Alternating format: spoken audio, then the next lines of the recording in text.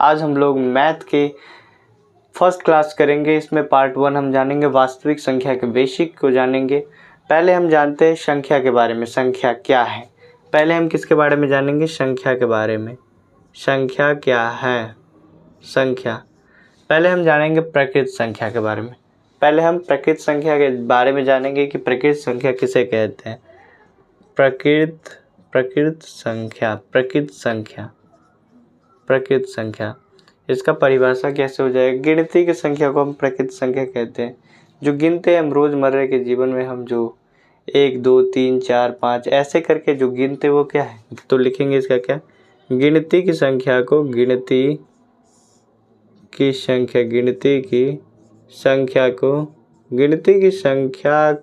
प्रकृत संख्या कहते हैं।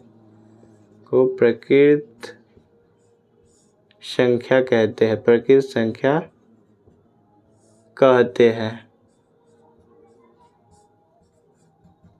जैसे कि एग्जाम्पल में हम इसको कैसे लिख सकते हैं? जैसे एग्जाम्पल इसका क्या हो जाता है? मोस्ट तो इसका एग्जाम्पल होता है 1 2 3 4 5 6 ऐसे लेकर इनफाइनाइट अनंत तक हो जाता है। तो ये प्रकृत संख्या हो जाएगा।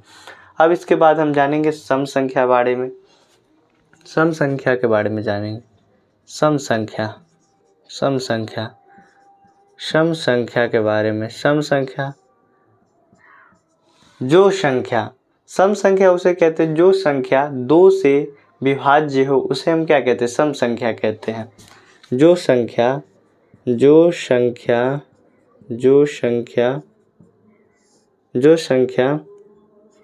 से विभाज्य हो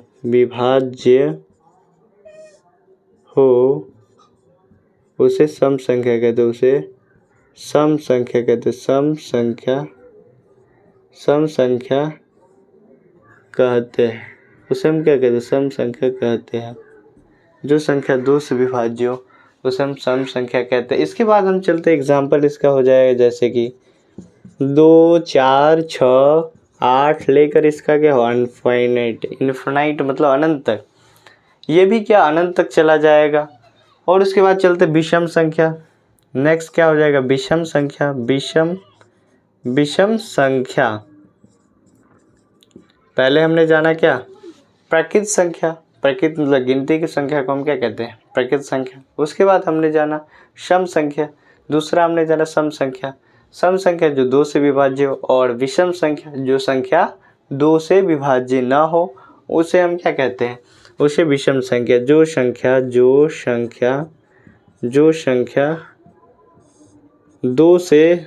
से विभाज्य न हो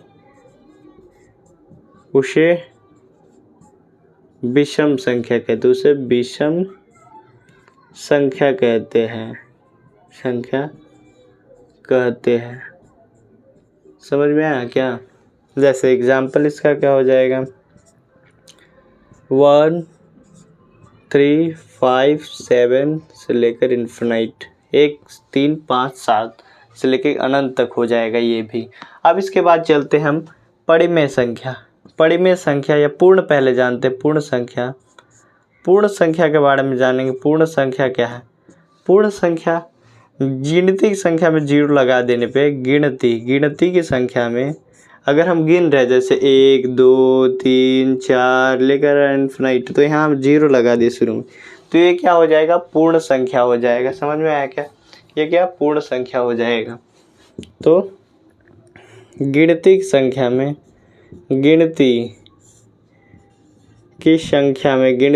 संख्या में शून्य या इसे 0 लगा देने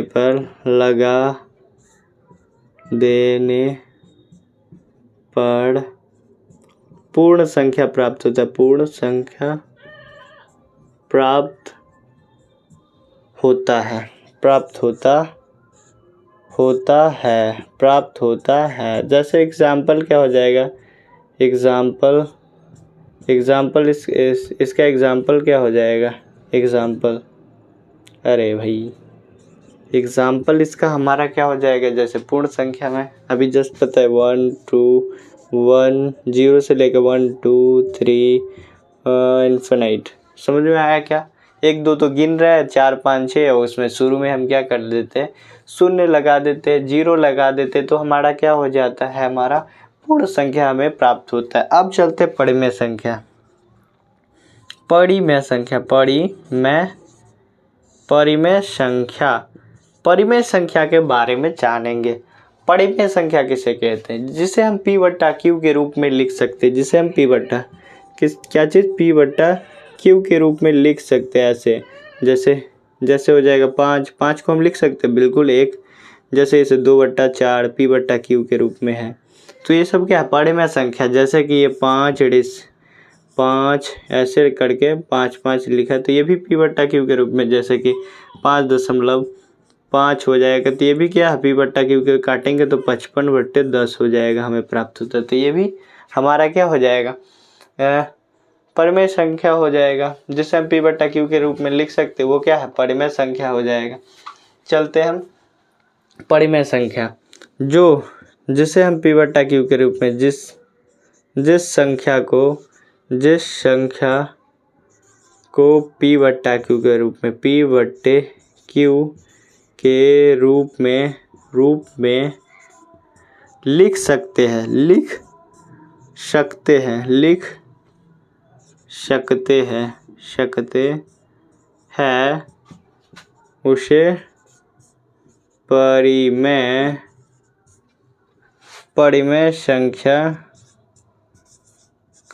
उसे परिमेय संख्या कहते हैं।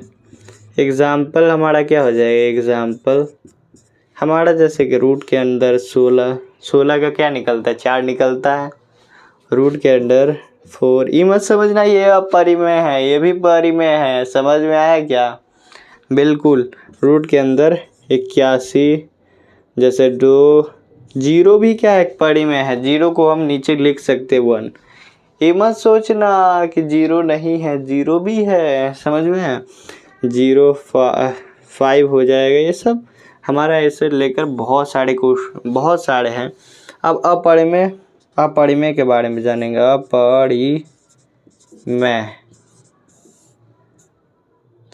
अपरिमेय संख्या क्या हो जाता है, जिसे हम P बट्टा Q के रूप में नहीं लिख सकते, जैसे कि हो जाएगा, जैसे कि रूट 5 के नीचे 1 लिख सकते नहीं, जब तक रूट के अंदर रूट से बाहर नहीं निकलेगा तब तक नहीं लिख सकते, समझ में आया? तो इसका परिभाषा क्या हो जाएगा, जिसे P बट्टे Q के रूप में नहीं लिख सकते हैं,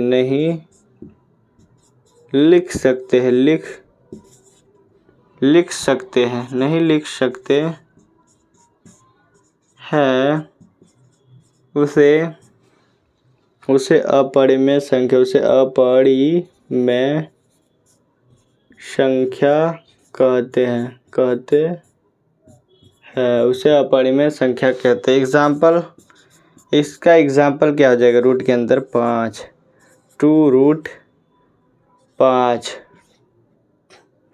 3 रूट 3, ये सब क्या हो जाएगा, हमारा अपरिमेय संख्या। क्या आप लोगों को समझ में आया संख्या के बारे में?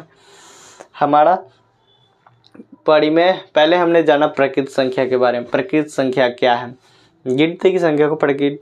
उसके बाद विषम संख्या, दूसरा विषम संख्या या सम संख्या के बारे में जाना, जो 2 से विभाज्य सम संख्या। विषम संख्या, जो तीसरा मैंने जाना विषम संख्या, जो 2 से विभाज्य ना हो उसे हम क्या कहते हैं, विषम संख्या कहते हैं। उसके बाद हमने जाना परिमेय अपरिमेय, और उसके बाद मैंने पूर्ण संख्या जाना। पूर्ण संख्या, गिनती की संख्या में 0 लगा दें। परिमेय संख्या, जिसे P बट्टा Q के रूप में लिख सकते हैं। परिमेय अपरिमेय संख्या, जिसे P बट्टा Q के रूप में नहीं लिख सकते, उसे हम क्या कहते हैं, अपरिमेय। और एक रह गया भाज्य और अभाज्य संख्या के बारे में जानेंगे। यहाँ से भी क्वेश्चन आता है, भाज्य और अभाज्य संख्या के बारे में जानेंगे कि भाज्य संख्या क्या है और अभाज्य संख्या। इसे मिटा देते हैं, ठीक है। आप लोग लिख लिए होंगे, आशा करता हूँ कि आप लोग बढ़िया से लिख लिए होंगे। और अभी चलते हैं हम परिमेय परिमेय और अपरिमेय तो हो गया। अब भाज्य और अभाज्य संख्या के बारे में जानेंगे। भाज्य और अभाज्य संख्या। भाज्य संख्या क्या होता है कि जो संख्या स्वयं और एक को छोड़कर किसी अन्य से विभाजित हो उसे हम भाज्य कहते हैं। भाज्य में क्या होता है, जैसे कि देखो एग्जाम्पल पहले समझ लो, समझना इम्पोर्टेंट होता है। और बाकी तो जैसे कि 4 क्या है, 1 से तो कटता ही है। देखो 1 से 4 मरतबे में कटा 4, यहाँ 0। अब स्वयं से भी कटेगा, यहाँ पे 4 1 मरतबे में कटा, यहाँ 4 हो जाएगा, यहाँ 0। अब ये अन्य संख्या से भी कटे तब ये क्या हो जाएगा, भाज्य होगा। जैसे कि हम देखते हैं 2 से, क्या 2 से कट रहा है 2 मरतबे में, बिल्कुल। तो ये क्या किसी तीसरा संख्या से कट रहा है, मतलब किसी अन्य संख्या से, एक और स्वयं को छोड़कर किसी अन्य से भी कट रहा है। पूरी यह संख्या विभाजित हो जा रही है, तो इसका मतलब ये क्या है, भाज्य संख्या है। अब चलते इसका परिभाषा लिख लेते हैं। परिभाषा लिख लेते हैं पहले। भाज्य संख्या, भाज्य संख्या, भाज्य संख्या, भाज्य जो संख्या एक और स्वयं को छोड़कर किसी अन्य संख्या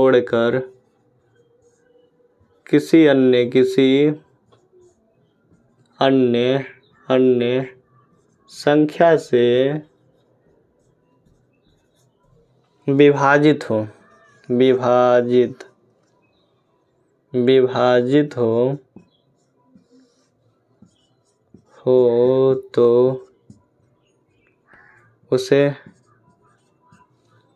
भाज्य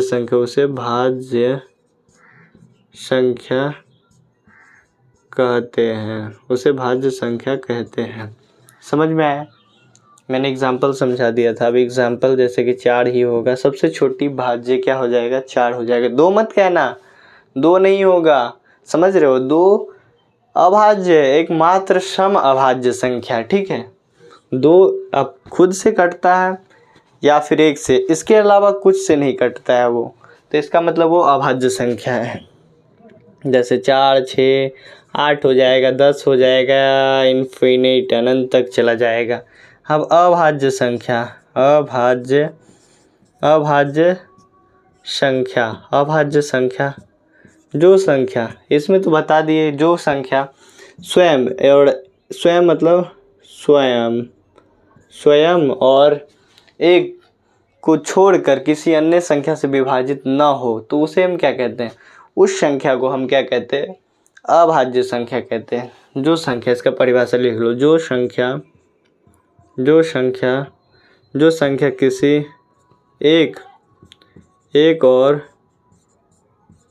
स्वयं को छोड़कर किसी अन्य संख्या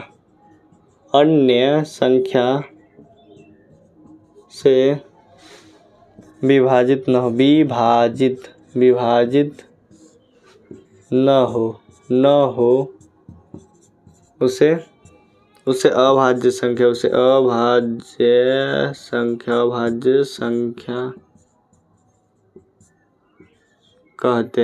अभाज्य संख्या कहते हैं। समझ में आया क्या? अब एग्जाम्पल देखो, इसका एग्जाम्पल, 1 को मत लाना, यहाँ 1 को मत लाना, ठीक है। 2 से स्टार्ट होगा, उसमें भी 1 से नहीं, 2, 3, 5, 7 लेकर 9 को मत ले आना, ठीक है। ऐसे इनफिनिट 9 तो खुद से भी कटता है, 1 से भी कटता है और 3 से भी कटता है, तो वो भी क्या हो जाएगा, भाज्य संख्या हो जाएगा। ये हमारा खत्म हो गया। और अब कुछ जो क्वेश्चन पूछा जाता है इन सभी से, 1-2 क्वेश्चन तो आता ही है। एक क्वेश्चन बहुत इंपॉर्टेंट है, देखो, एकमात्र समअभाज्य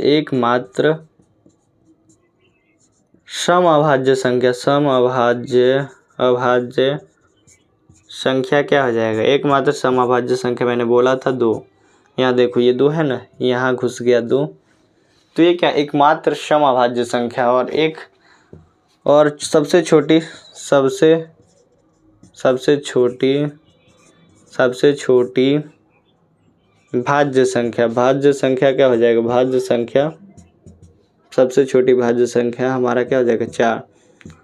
यहाँ पे देखो मोस्ट इम्पोर्टेंट, यहाँ पे सबसे छोटी भाज्य, सबसे छोटी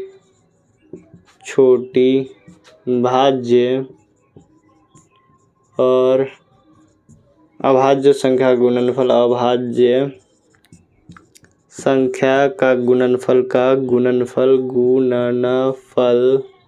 गुणनफल क्या हो जाएगा, गुणनफल सबसे छोटी, तो गुणनफल क्या हो जाएगा, सबसे छोटी भाज्य 4 है, सबसे छोटी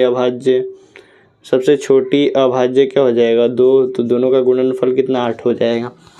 तो हमारा बेसिक इसमें है और कुछ इसमें फॉर्मूला भी है, जैसे विभाजन एल्गोरिथम कल हम पढ़ा देंगे, इसका पार्ट 2 में हम आएंगे, विभाजन एल्गोरिथम के बारे में जानेंगे। ये सूत्र याद कर लेना, विभाजन एल्गोरिथम में क्या है, A है ये, ठीक है, A BQ प्लस R, लगता है ना ये Q लगता है A, चलो ठीक है A, ठीक है, A BQ प्लस R, ये विभाजन एल्गोरिथम। तो हम नेक्स्ट की क्लासेस में हम विभाजन एल्गोरिथम के बारे में जानेंगे, क्या है, कैसे हम इसे सॉल्व आसानी से कर लेंगे।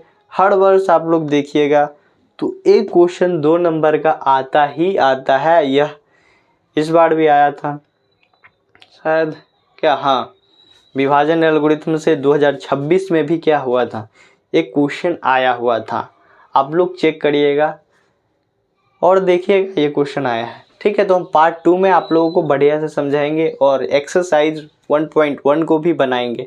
तो फिर मिलते हैं 1.1 में, पार्ट 2 में। तब तक के लिए आप लोग इसे अच्छे से क्लियर करके नोट्स बना के रखिएगा। तब तक के लिए बाय।